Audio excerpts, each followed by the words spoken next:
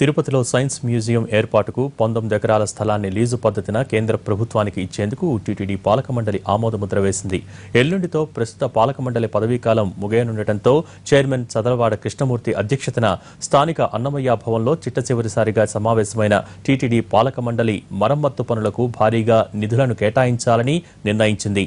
మే నెల 20 నుండి 26 వరకు తెలుగు రాష్ట్రాలలో శుభప్రదం కార్యక్రమాన్ని నిర్వహించేందుకు ఆమోదం తెలిపారు. జూన్ నుంచి శ్రీవారి అనుగ్రహం అనే యాప్ ద్వారా ఆర్జిత సేవా టికెట్లను లక్కీ డిప్ ద్వారా కేటాయిస్తామని అన్నారు ఈవో సాంబశివరావు.